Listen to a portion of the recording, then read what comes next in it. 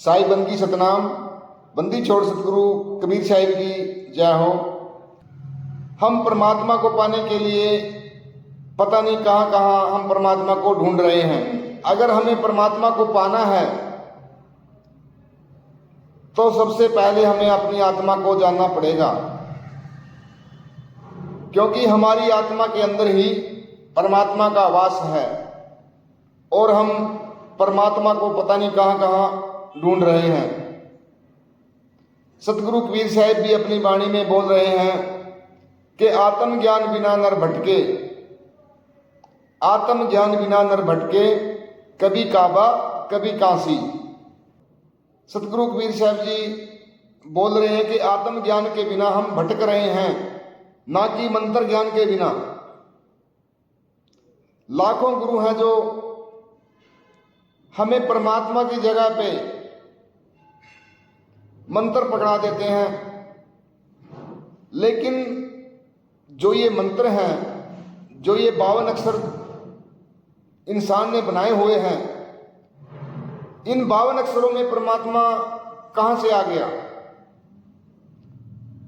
हमारा जो विवेक है, हमारी जो बुद्धि है, ये बात तो सोच सकती है कि जो इंसान के बनाए हुए 52 अक्षर हैं, उन 52 अक्षरों में परमात्मा कहां से आ गया।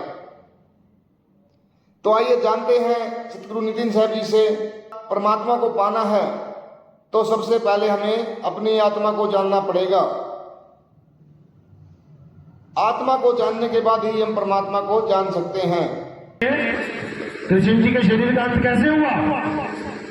उनके पैर पे शिकारी ने तीर मारा, तो जिसको अस्त्र शस्त्र लग गया वो पूजनीय है, या जिसको अस्त्र शस्त्र काट नहीं सकता वो पूजनीय है। हमें तो यही समझ में नहीं आएगा, लेकिन जब मालिक की दया होती है, जब परमपिता परमात्मा की दया होती है, तब ये जीव सत्य असत्य का निर्णय कर पाता है। जो लोग रमण करते हैं, जो अपनी आत्मा में तृप्त हैं, जो अपनी आत्मा में संतुष्ट हैं, उनके लिए कोई धर्म धार्मिक कर्म कर्तव्य लागू ही नहीं होता। अध्याय 3 17वां श्लोक, अध्याय 3 17वां श्लोक आपको कोई सुनाएगा नहीं, क्योंकि अगर ये श्लोक आपके समझ में आ जाए तो इस दुनिया में जितना भी असत्य है, जितने भी लोग असत्य की दुकान खोल के बैठे हैं, जितने भी लोग भगवान के नाम पे असत्य की पूजा करवा रहे हैं, इन सब की दुकानें हिल जाएंगी। इसलिए आपको घर में गीता रखना भी अलाउड नहीं करते। कई लोग कहते हैं घर में महाभारत गीता नहीं होनी चाहिए। किस किस ने ये बात सुनी अपने जीवन में? हाथ खड़ा करो। जो लोग सुने हैं कि घर में महाभारत गीता नहीं होनी चाहिए, जबकि हमारा सबसे बड़ा ग्रंथ, हिंदू लोगों का सबसे बड़ा ग्रंथ गीता ही है, और उसी को घर में नहीं रखवाया जाता। क्यों? क्योंकि जिसने गीता पढ़ ली वो सत्य सत्य का भेद समझ जाता है, उसके बाद वो असत्य को ग्रहण नहीं करता। लेकिन रामचरितमानस को घर घर में पहुंचाया गया। किस किस के घर में है रामचरितमानस? किस किस ने अपने जीवन में एक बार भी पाठ करवाया रामचरितमानस? हाथ खड़े करो। यहां भले कम है, लेकिन ज्यादातर लोग हर साल रामचरितमानस का पाठ करवाते हैं। 3 दिन चलता है लगातार, कहीं कहीं 2 दिन चलता है लगातार। क्यों करवाते हैं? गीता का पाठ क्यों नहीं करवाते घर घर में? क्योंकि रामचरितमानस का पाठ करके आपकी श्रद्धा शरीर से जुड़ जाती है। किसके शरीर से? राम जी के शरीर से, सीता जी के शरीर से, हनुमान जी के शरीर से, लक्ष्मण जी के शरीर से, और आप उनका पूरा परिवार अपने घर में स्थापित कर लेते हो।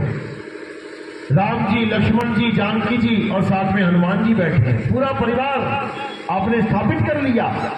कौन सा ग्रंथ पढ़ के? रामचरितमानस। लेकिन जब आप गीता पढ़ते हो तो आप हर प्रकार के शरीर को त्याग देते हो, क्योंकि गीता में आप स्पष्ट रूप से समझ जाते हो कि ये शरीर असत्य है, चाहे वो मेरा है, चाहे वो आपका है, चाहे वो किसी देवी देवताओं का है। सबका शरीर पैदा होता है, सबका शरीर एक दिन नाश हो जाता है। गीता में शरीर की पूजा लिखी ही नहीं है। गीता में केवल सत्य का निर्णय किया गया है कि सत्य है क्या। हे अर्जुन, इस दुनिया में केवल एक सत्य है, चाहे कोई हिंदू है, चाहे मुसलमान, चाहे सिख है, चाहे कोई ईसाई, वो सत्य सबके लिए एक है। उसी एक सत्य की वजह से ये पूरा संसार चल रहा है। ये शरीर क्यों मिल रहा है हिंदुओं का? आत्मा की वजह से। आत्मा शरीर छोड़ दे तो क्या होगा? आत्मा शरीर छोड़ दे तो क्या होगा? हिंदू का शरीर गिर पड़ेगा, भले वो मंदिर में गिर जाए, भगवान भी उसको उठा नहीं सकते अगर आत्मा शरीर से जुदा हो गई है। नहीं तो कोई भी मरे, मंदिर लेके चले जाओ, भगवान के पास ले जाओ, जिंदा हो जाना चाहिए। अगर कोई मुसलमान चल रहा है तो वो भी आत्मा की वजह से चल रहा है। अगर उसकी आत्मा शरीर से अलग हो गई, भले वो मक्का मदीना में ही क्यों ना बैठा हो, वहां पे लाश क्यों ना पड़ी हो, जीवित नहीं हो सकता, चल नहीं सकता। भले कोई ईसाई है, भले कोई सिख है, अगर वो चल रहा है, खा रहा है, पी रहा है, उसी सत्य की वजह से, उसी आत्मा की वजह से। भले गुरुद्वारे में किसी का शरीर छूट जाए, भले गुरु ग्रंथ साहब बिल्कुल सामने है, लेकिन वो चल नहीं सकता, वो शरीर मिट्टी हो जाएगा, क्योंकि सत्य उसके साथ अब नहीं जुड़ा हुआ है। इसी प्रकार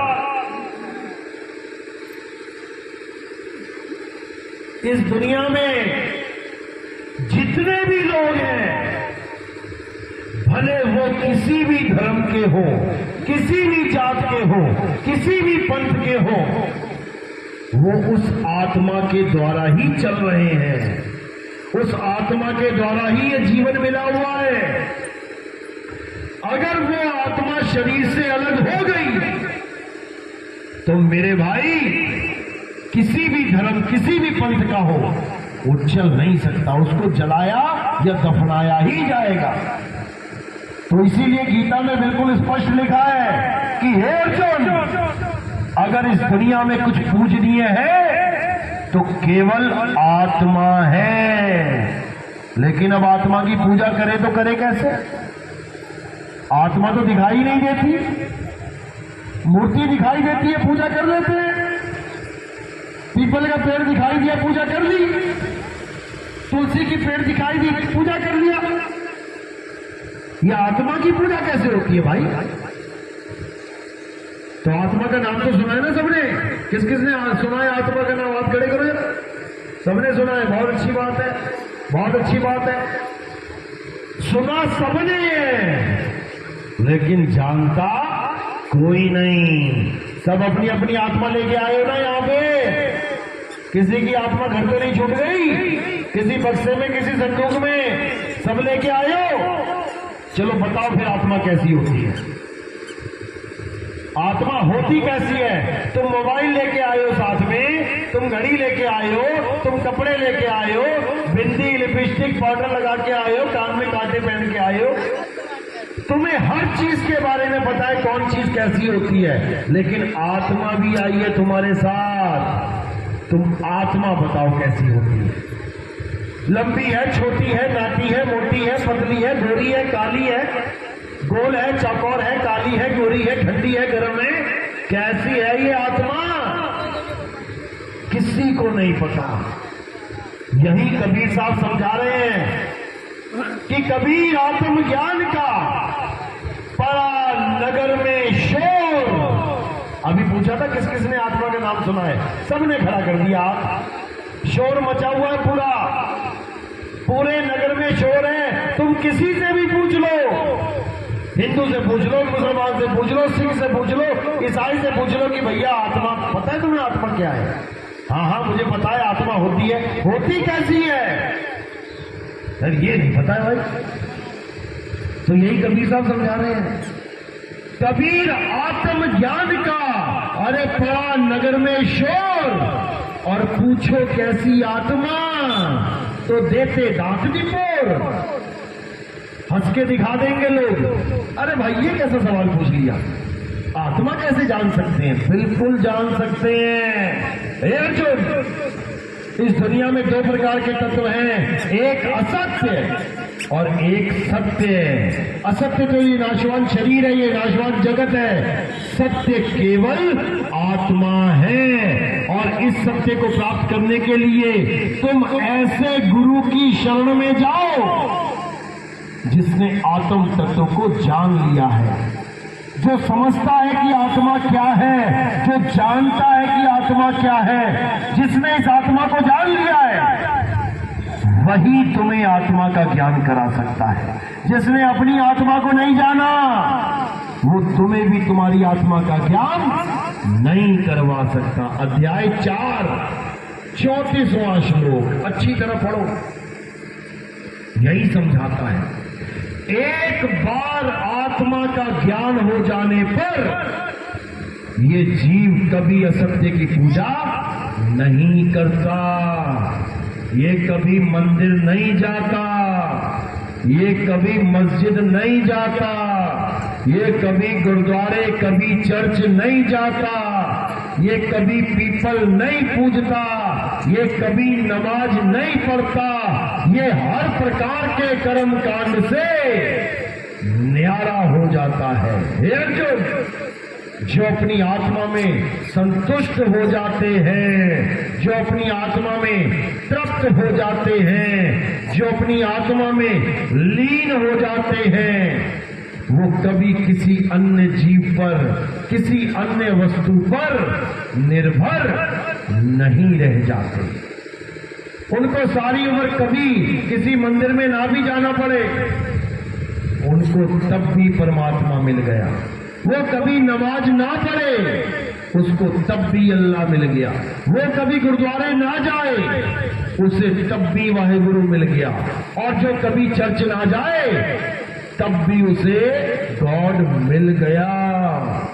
ये आत्मा ऐसी चीज है। लेकिन आत्मा का ज्ञान ना होने के कारण ये जगत के गुरु वाले जीवों को भरमा देते हैं, भगवान के नाम पे भरमा देते हैं कि राम चाहिए, राम राम करना पड़ेगा। कृष्ण जी चाहिए, हरे कृष्ण राधे राधे करना पड़ेगा। अल्लाह चाहिए, अल्लाहू अल्लाहू करना पड़ेगा। अरे मुझे पानी चाहिए, मुझे भोजन चाहिए, मुझे सोना चाहिए, मुझे हीरा चाहिए, क्या करना पड़ेगा? मुझे पानी चाहिए तो क्या मुझे पानी पानी जपना पड़ेगा कि मैं जपूंगा पानी पानी पानी पानी पानी पानी? अरे पानी पानी करता प्यासा ही मर जाऊंगा। पानी पानी करने से किसी की प्यास नहीं बुझने वाली। ऐसे ही राम राम करने से किसी को राम मिलने वाला नहीं। बाबा नानक की वाणी क्या कहती है? राम राम करता सब जग फिरे, राम न पाया जाए। ये राम ऐसे नहीं मिलेगा भाई, इतना सस्ता नहीं है राम कि राम चाहिए तो राम राम जप लिया, कृष्ण चाहिए तो राधे राधे जप लिया। इतना सस्ता समझ लिया क्या तुमने? इतना सस्ता नहीं है। ये तब मिलता है जब तुम्हें कोई आत्म ज्ञान का भेद बताने वाला मिलता है।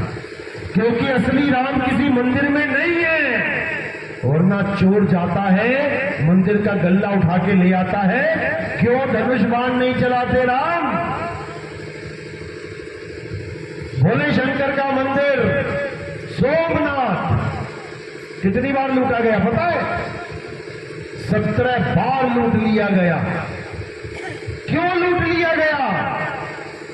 भोले शंकर ने एक बार भी त्रिशूल ना मारा वहां पे किसी के, एक भी सांप पीछे ना छोड़ा किसी के, क्योंकि भोले शंकर वहां पर है ही नहीं।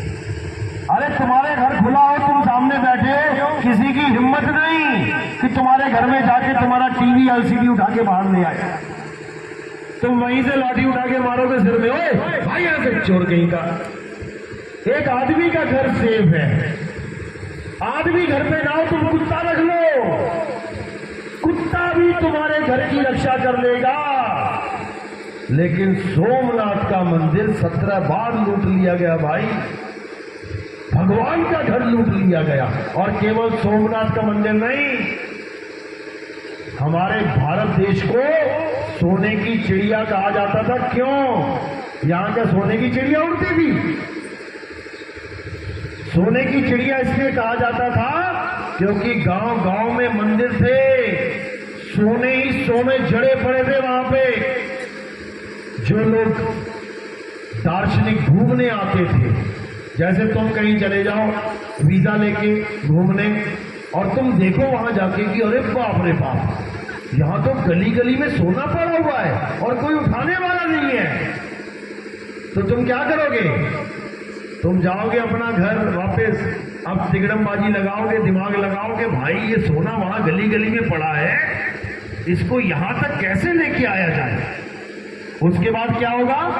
उसके बाद आ जाएंगे लुटेरे लूटने, हाथी के हाथी, ऊंट के ऊंट लेके, और सब पे आक्रमण करके सारे मंदिर लूट के ले जाएंगे, ले जाएंगे। क्यों? हमारी मूर्खता के कारण। हम हैं दुनिया के सबसे बड़े बेवकूफ इंसान जो अपने आप को परम ज्ञानी मानते हैं।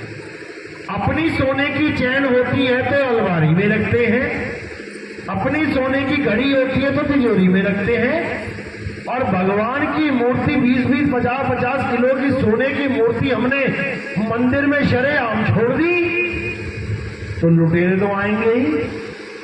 और भगवान ने कब कहा था कि मैं सोने का हूं, मुझे सोने का बनाओ?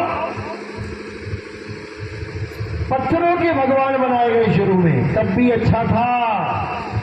पत्थर पड़ा हुआ है, कौन लेके जाएगा लूट के उसको? हजारों पत्थर पड़े, शिवलिंग, शिवलिंग ना ले गए लूट के। लेकिन कुछ दिमाग वाले आए, ज्यादा चतुर प्राणी, थोड़ा सा पैसा कमा लिया, कहते हम तो भगवान चांदी का बनाएंगे। अच्छा बना ले भाई, पत्थर का छोड़ के चांदी का बना लिया। अब उससे भी धुरंधर आ गए महान आत्मा, कहते ले चांदी क्या होता है, हम तो सोने का बनाएंगे। ले भैया तू भी बना ले, सोने का बना लिया। अब उससे भी आ गए परम ज्ञानी, हम तो इसमें हीरे जड़ेंगे। ले भैया तू भी जड़ ले हीरे। अब क्या करें? अब मंदिर में स्थापना करेंगे। अच्छा, अपना माल रखो तुम बंद कर करके, पैसा इकट्ठा कर करके, सोने की मूर्तियां बना बना के, हीरे जड़ा जड़ा के रख लो मंदिर के अंदर शरेआम। अभी तो नहीं है, पहले हर मंदिर में सोने की मूर्तियां हीरों से जड़ी हुई होती थी। नहीं होती तो बता दो। अरे तुमने चीनी फेंकी है तो चींटियां आएंगी।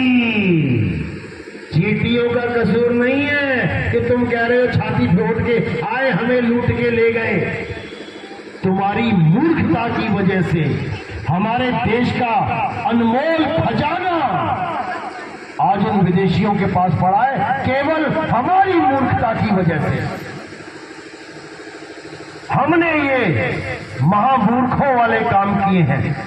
बड़ी बड़ी मंदिर बना के, बड़े बड़े सोने की मूर्तियां बना बना के। वही पैसा, वही सोना अगर आज हमारे देश में होता तो लोग हमारे देश में आने के लिए लाइन में लगा के वीजा ले रहे होते। इतना पैसा होता, इतना पैसा होता कि लोग लाइनों में लग के कर्जा ले रहे होते भारत देश से। जो आज ये कितना कर्जा लेके बैठा हुआ है, एक एक आदमी पे 50-50 हजार का कर्जा है। जैसे तुम पैदा होते हो, तुम्हारे घर में बच्चा पैदा होता है, 50 हजार का कर्जदार है वो वर्ल्ड बैंक का। किसी गलत फहमी मत रहना कि हम तो आजाद हैं। आजाद वाजाद कोई नहीं है। एक डंडा आएगा ऊपर से, सबकी आजादी धरी की धरी रह जाएगी। गुलाम हो तुम लोग, गुलाम। आजाद कब होगे? जब भारत देश का सारा कर्जा हम वापस कर देंगे, तब हम आजाद हैं। अभी तो तुम्हें यह भी नहीं पता होगा कि कर्जा है कितना, कितना होगा। सोचो, सोच भी नहीं पाओगे तुम। इतना कर्जा लेके बैठे हैं हम, केवल अपनी मूर्खता की वजह से। कृष्ण जी ने कभी नहीं कहा कि मेरी सोने की मूर्ति बनाओ। राम जी ने कभी नहीं कहा कि मेरे हीरे की मूर्तियां बनाओ। अरे वो तो ये कहते रहे कि हे अर्जुन, मैं शरीर हूं ही नहीं। तो मूर्तियां किसकी बना रहे हो? हे अर्जुन, मैं अजन्मा हूं, नित्य हूं, शाश्वत हूं, मैं आत्मदेव हूं। बनाओ मूर्ति जरा आत्मदेव, बनाओ मूर्ति आत्मा की। सोने की बनाओ, चांदी की बनाओ, धातु की बनाओ, किसी की बनाओ, बना के दिखाओ। यही मूर्खता है हमारी कि हम सत्य को असत्य को जानते ही नहीं, जबकि हमारी गीता में हर चीज लिखी गई है, लेकिन तुम तक गीता कभी पहुंचने ही नहीं दी इन लोगों ने। आज हमें मुसलमान बड़े कट्टर लगते हैं। अरे मुसलमान तो बड़े कट्टर होते हैं। अच्छा, क्यों होते हैं? क्योंकि उनका बच्चा बचपन से ही अपना धार्मिक ग्रंथ पढ़ता है। कुरान पढ़ाई जाती है उनको बचपन से ही। और तुम्हारी तरह नहीं झोला पीठ पे लाद के लेके जाते हो गधे की तरह। गधा लादता है पीठ पे बोझा। कभी मुसलमान बच्चे को लेके जाते देखना, कुरान कहां रखता है पता है? कहां रख के लेके जाएगा? देखा ही होगा गांव में। कहां रखता है? यहां रखता है। कुरान को अपने दिल के पास लगा के लेके जाता है, लेके आता है। तो कट्टर होगा कि नहीं होगा? तुम्हें तो यह भी नहीं पता कि गीता के अध्याय कितने हैं, उन अध्यायों में श्लोक कितने हैं, उन अध्यायों में आत्मा के बारे में क्या बताया गया है, कुछ भी नहीं पता। और कहते हो हमें गर्व है, हम हिंदू हैं। बताओ, तुम्हें एबीसीडी नहीं पता गीता की? तुम मूर्तियां पूज रहे हो। मूर्तियों का खंडन है गीता में, देवी देवताओं का खंडन है गीता में। तुम्हें तो इतना भी नहीं पता, और तुम देवी देवताओं की पूजा करके सोच रहे हो हम बहुत बड़ा महान काम कर रहे हैं। अध्याय 7 पढ़ो। हे अर्जुन, जिनकी अकल छोटी होती है वो देवी देवताओं की पूजा करते हैं। कृष्ण जी ने पहाड़ उठाया था। कृष्ण जी ने पहाड़ उठाया। कृष्ण जी ने पहाड़ उठाया था। क्यों उठाया था? कारण क्या था?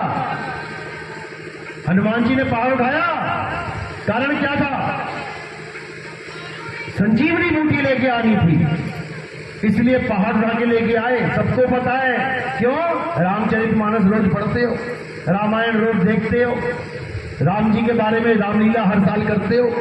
कृष्ण जी ने पहाड़ क्यों उठाया? 100 में से 2 लोगों को पता होगा केवल। किस किस को पता? हाथ खड़े करो। हमारे भगत को छोड़ के, हमारे भगत हाथ डाउन करो। हाँ देखो, आगे ना, हमारे भक्तों ने तो उठा दिया एकदम। जो हमारा भगत नहीं है उसमें से किसको पता? हाथ खड़ा करो। और तुम कहते हो तुम हिंदू हो, बड़े अच्छे हिंदू हो तुम। कृष्ण जी की फोटो पूछते हो जो पहाड़ को लेके खड़ा है, लेकिन यही नहीं जानते खड़ा क्यों है। काहे के हिंदू हो तुम? समझ लो क्यों खड़े हैं। कृष्ण जी ने द्वापर युग में सब लोगों को यह बोल दिया था कि आज के बाद कोई भी देवी देवताओं की पूजा नहीं करेगा, नहीं करेगा। अच्छा काम किया या बुरा किया? अच्छा किया। चलो फिर कल से तुम भी मत करना। जो भी पूजा करेगा वो नरकों में जाएगा। अच्छा है कि बुरा है? सोच लो, सबकी पूजा छूट जाएगी, क्योंकि कृष्ण जी मना कर रहे हैं कि कोई पूजा पाठ नहीं करेगा, कोई हवन यज्ञ नहीं करेगा, कोई तीर्थ स्थानों पे देवी देवताओं के नहीं जाएगा, कोई किसी नदी में स्नान नहीं करेगा। समझे? और तुम सोच रहे हो कि हमें बहुत महान काम करवाया जा रहा है, मंदिरों में बुला के तुम्हारा बेड़ा गर्क करवाया जा रहा है। कृष्ण जी ने द्वापर युग में मना कर दिया था कि हमारे धर्म में हिंदू देवी देवताओं का प्रवेश वर्जित है। अब कोई भी देवताओं की पूजा नहीं करेगा। तो तुम्हारा कहां से आ गया ये सब ताम झाम? कौन लेके आ गया तुम्हारा ये पूजा पाठ? क्या कोई कृष्ण से भी महान हो गया? द्वापर युग में 8वां अवतार कृष्ण जी थे, 9वां अवतार महात्मा बुद्ध हुए। उन्होंने भी पूजा का खंडन किया, उन्होंने भी मंदिरों का खंडन किया। आज महात्मा बुद्ध वाला कोई भी हिंदू देवी देवताओं की पूजा नहीं करता, जबकि 9वां अवतार महात्मा बुद्ध हैं। सोचो,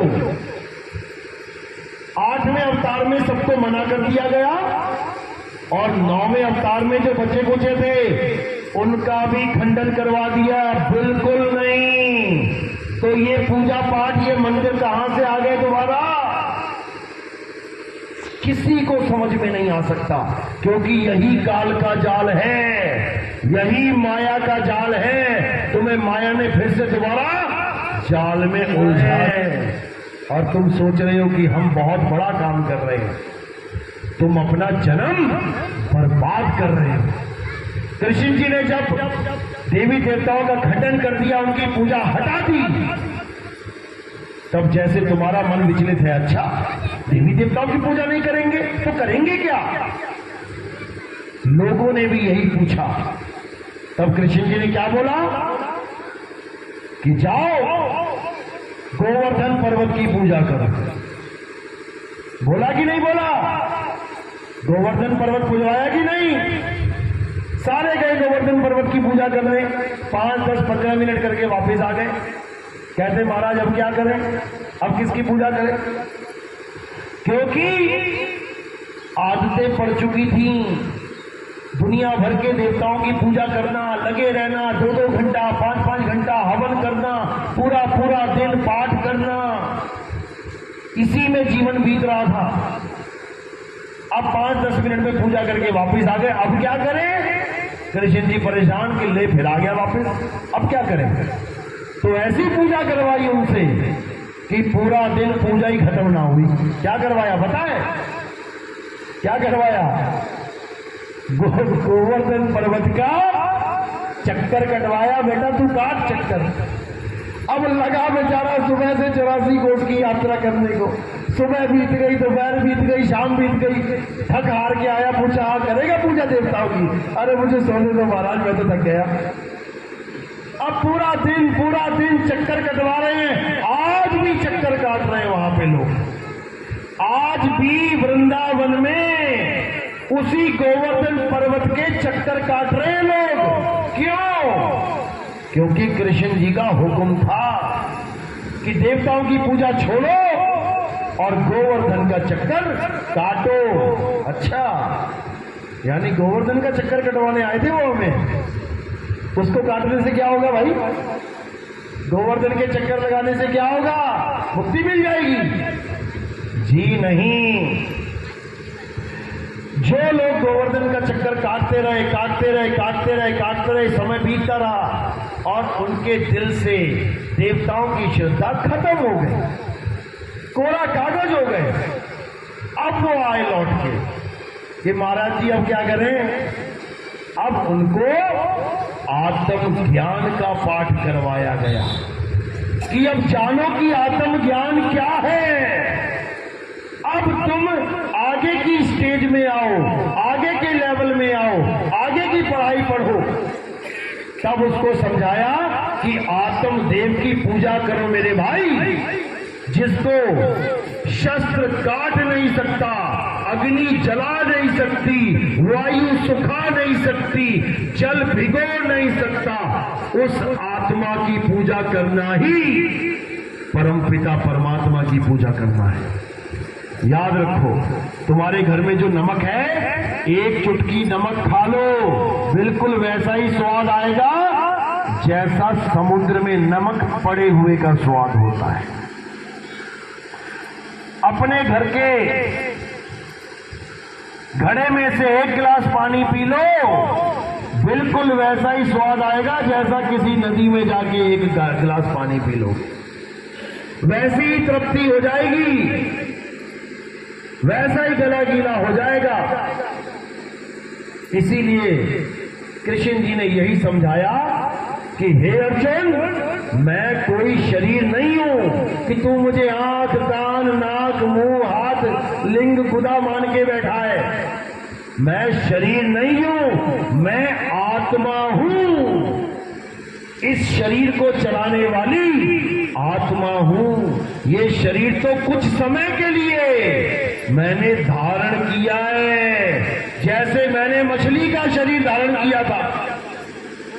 पहला अवतार क्या था विष्णु जी का? मत्स्य अवतार। तब किसी ने ना कहा कि मछली ही विष्णु है। जब मैंने कछुए का अवतार धारण किया समुद्र मंथन के लिए, तब किसी ने ना कहा कि कछुआ ही विष्णु है।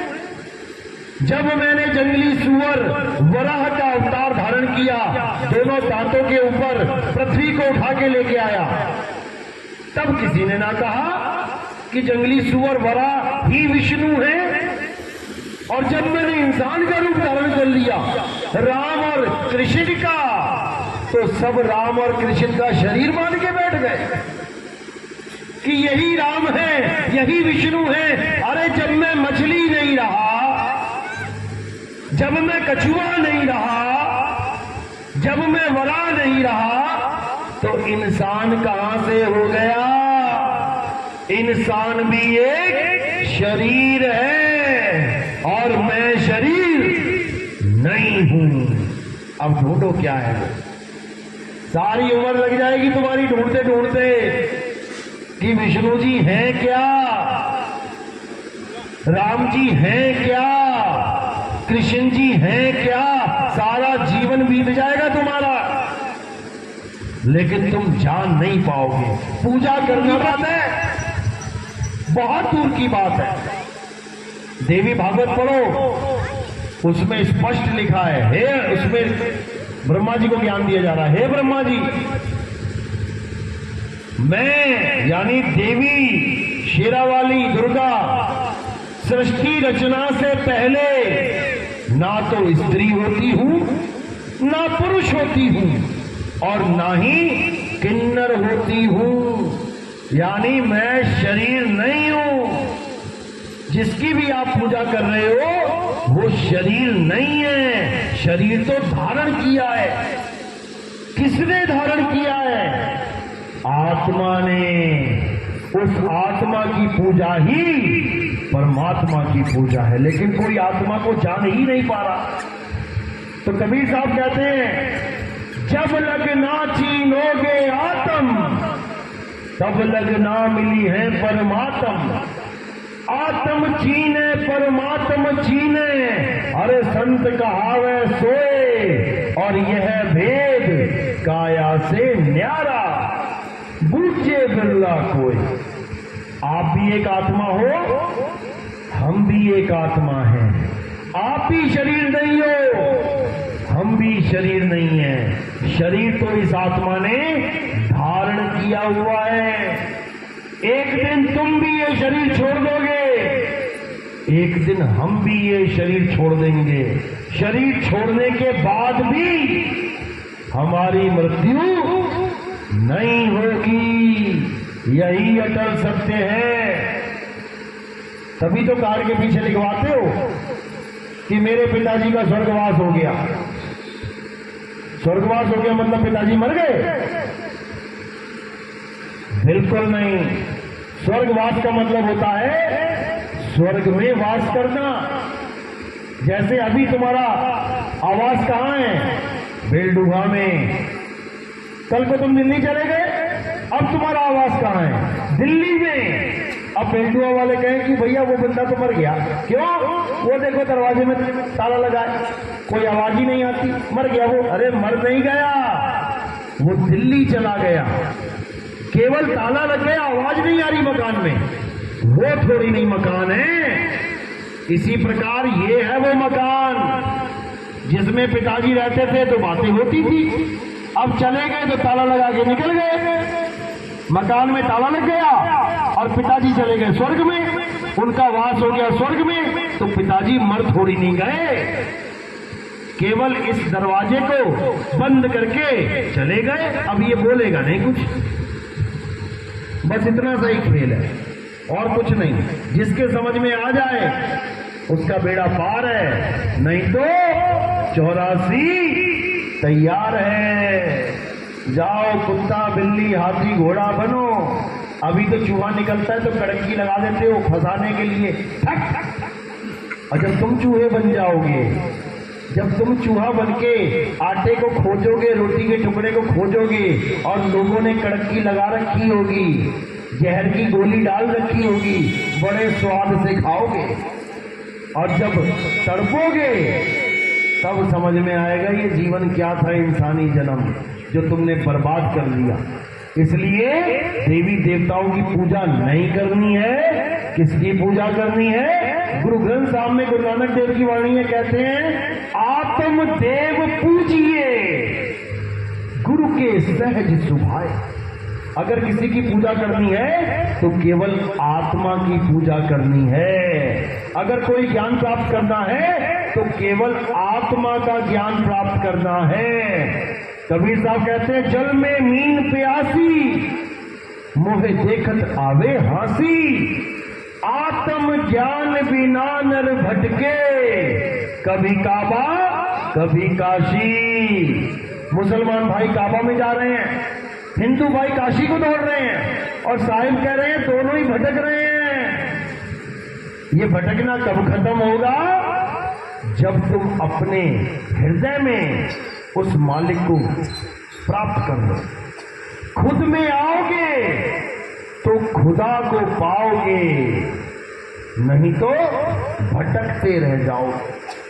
चलो आज का सत्संग यही समाप्त करते हैं और आगे का प्रोग्राम जो है वो आपको बताया जाएगा। अब आरती का समय है, आरती कैसे करते हैं। हमारे पंथ में, हमारा कबीर पंथ है, हमारे पंथ में किसी फोटो की, कैलेंडर की, किसी मूर्ति की आरती पूजा नहीं की जाती, क्योंकि मूर्ति जीवित नहीं है। अगर मूर्ति टेढ़ी हो जाए तुम 1000 बार कहो भैया सीधे हो जाओ, सीधे हो जाओ, भगवान जी गुरु जी सीधे हो जाओ, नहीं होगी। एक छोटा सा बच्चा टेढ़ा हो गया, उसको कहो बेटा सीधा हो जा, 1 मिनट में सीधा हो जाएगा। वो भगवान हो के सीधा ना हो पाया और ये इंसान हो के सीधा हो गया, क्या कमी है उसमें? वो सीधा नहीं हो पा रहा है। आत्मा की कमी है, पत्थर में आत्मा नहीं होती। नहीं तो तुम कोई गलत काम करके जाते ना तो ये पत्थर का थप्पड़ पड़ता तुम्हारे कान पे कि क्यों गलती करके आया है। लेकिन ना तो कोई थप्पड़ मारने वाला है, ना कोई आशीर्वाद देने वाला है। वो जैसा डिजाइन बनाया उसने, वो सारी उम्र वैसे डिजाइन रहा खड़ा हुआ। ये भगवान के लक्षण होते हैं, ये नहीं होते। भगवान तो राक्षसों का नाश कर देते हैं, ये तो तुम्हें आशीर्वाद तक नहीं दे सकते। तो अज्ञान से बाहर आना है, आत्म देव की पूजा करनी है। जिसकी वजह से आप सब चल रहे हो। बिना आत्मा के कोई नहीं चल रहा है। कोई बिना आत्मा के चल रहा है? कोई नहीं चल रहा बिना आत्मा के। 24 घंटे करंट लगा रखा है तुमने आत्मा का। जैसे ये पंखा इतनी हवा दे रहा है, करंट लगा हुआ है इसमें। करंट लगा है तो घूम रहा है, करंट हटा तो रुक गया। इसी प्रकार आत्मा लगी है साथ में तो तुम भाग रही हो। मेरे कपड़े, मेरी लिपस्टिक, मेरी बिंदी, सब कुछ याद आ रहा है, और आत्मा अलग तो ऐसे नाले में गिर पड़ोगी। नाले में गिर जाओगी, उठने का भी याद नहीं है, उठ जाऊं मैं। इस आत्मा की वजह से ये सुंदर सुंदर बन के आ रही हो। आत्मा ना हो तो ये कपड़े भी खींच लेंगे लोग, नंगा करके भेज देंगे शमशान घाट में मरने के लिए, चलने के लिए। अगर तुम्हारी कदर पड़ रही है, तुम्हें कोई प्यार कर रहा है, तो क्यों? आत्मा की वजह से। माँ को बेटी प्यार कर रही है, बेटी को माँ, पति को पत्नी प्यार कर रहा है, पत्नी को पति। क्यों? आत्मा की वजह से। किसी की बीवी मर जाए, उसको कहो रखे जरा इसको महीना अपने साथ, कहेगा भैया चुड़ैल बन जाएगी, ले जाओ इसको, जला दो इसको। 2 रात नहीं काट सकता तुम्हारे साथ तुम्हारा पति, लाश के साथ काट के दिखा दे, है हिम्मत तो? सारा जीवन काट रहा है तुम्हारे साथ केवल आत्मा की वजह से। और अगर तुमने आत्मा को ही नहीं जाना, जो तुम्हारा प्रभु है, जिसको तुम कहते हो प्रभु के बिना पत्ता नहीं हिल सकता, अरे वो आत्मा है जिसके बिना पत्ता नहीं हिल सकता। वो आत्मा है जिसकी वजह से तुम्हारी उंगली हिल रही है। वो आत्मा ही प्रभु है जिसको तुम जानते नहीं हो और पत्थर को प्रभु मान के बैठ गए हो। वो पत्थर की सफाई ये आत्मा ही कर रही है, समझे? तो अब आत्मज्ञान को जानना है, देवी देवताओं की पूजा नहीं करनी है। किसके समझ में आ रही है बात? मेरी हाथ खड़े करो। हाँ, अभी आ गया ना रामनवमी, अभी सब लाइन में खड़े हो जाएंगे। अभी आ गया ना गणेश चतुर्थी, अभी सब आ जाएंगे। हम करेंगे विसर्जन, हम करेंगे। ये माया ने ऐसा जाल बुन रखा है तुम्हें प्रभु से दूर करने के लिए, कहीं तुम्हारी मुक्ति ना हो जाए, इसलिए ऐसा भटका रखा है तुम्हें कि तुम्हारी हालत खराब हो जाएगी। देवी देवताओं पूछते हो, देवी देवताओं का राजा पता है कौन है? कौन है? इंद्र। इंद्र है ना देवी देवताओं का राजा। क्या करने गया था गौतम ऋषि के घर में? गौतम ऋषि के घर में क्या करने गया था? देवताओं का राजा। ये हाल है देवताओं के राजा का। अब तुम सोच रहे हो हमारा स्वर्गवास हो जाए, पिताजी का स्वर्गवास हो जाए। अगर तुम चली गई इंद्र के यहाँ और कोई भक्ति करने बैठ गया ना कहीं खेत वेत में, तुम्हें भेज देगा, जाओ उसकी भक्ति भंग करके आ, कैसे भी आ। यहाँ तुम सती सावित्री बनी हुई हो, एक पति वाली, पता नहीं किस किस की पत्नी बना देगा वो।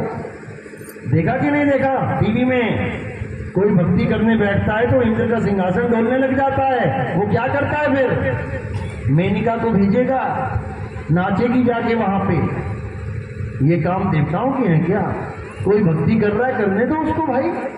तुम्हारे खेत में कोई भक्ति कर रहा हो, बाबा बैठा हो, तो तुम क्या करोगे? उसके कान में लकड़ी डालोगे जाके क्या कि उसकी भक्ति भंग कर दूं? तो देवताओं का राजा ये काम कर रहा है, और वो भी इतना नीच काम की नंगी औरतों को भेज रहा है उसके सामने। अच्छा काम है कि बुरा काम है? अरे अच्छा काम है कि बुरा काम है? तो फिर पूजनीय है क्या ये लोग? तो फिर किसकी पूजा कर रहे हो? तुम्हें तो यही नहीं पता कि पूजा करनी किसकी है। अंधी गधी, अंधी भेड़ जहां मुंह घूम गया वहीं पहुंच गई। भेड़ चाल में फंस गए हम लोग। पूजनीय केवल एक है, और वो है आत्मदेव, जिसको कोई काट नहीं सकता, मार नहीं सकता, जिसको कोई जला नहीं सकता। सारी दुनिया के लोग खड़े हो जाओ, अपने अपने भगवान को याद करो, भक्ति करो और वरदान मांगो, हे भगवान आत्मा मर जाए। तो मर जाएगी क्या? सारे मुसलमान एक जगह खड़े हो जाओ, सारे हिंदू एक जगह खड़े हो जाओ, सारे ईसाई, सारे अपने अपने भगवान से वरदान मांगो कि आत्मा मर जाए, तब भी ना मरेगी। क्योंकि आत्मा का ना तो कभी जन्म होता है, ना ही कभी मृत्यु होती है, वो है असली भगवान, असली परमात्मा। ये नहीं है जो गौतम ऋषि के यहाँ जा रहे हैं, धक्के खा रहे हैं, फिर शराब खा खा के वापिस आ रहे हैं। समझे? चलो, तो अब आरती होगी। आरती में क्या होता है हमारे यहाँ? आत्मदेव की आरती होती है। आपने थोड़े से फूल मेरे सिर पे रखने हैं आके। सिर पे क्यों रखते हैं? क्योंकि पैर के अंगूठे से लेके सिर तक ये शरीर है। हमने फूल कहाँ समर्पित किए? शरीरों से परे, यानी ये फूल आत्मा को समर्पित हो जाते हैं। तो एक एक करके आना है, फूल सिर पे रखने हैं, थाली सामने होगी, दिया जला होगा, केवल थाली को हाथ लगा के नमस्कार कर देना है। कोई प्रचार में योगदान करना चाहेगा, सेवा करना चाहेगा, वो केवल पैरों में रखनी है। कोई गोद में ना रखे, कोई थाली में ना रखे, केवल पैरों में। कहते हैं संतों के चरणों में माया का स्थान होता है। तो अब आरती होगी। भैया आरती लगा लेना। जय जय सत्य कबीर। तो आज का सत्संग ये समाप्त करते हैं। आरती होगी। बोलिए परमपिता परमात्मा की, सतगुरुबंदी छोड़ कबीर साहिब की, सभी संतों की, सभी भक्तों की, आज के आनंद की, सकल हंस को बंदगी साहिब बंदगी।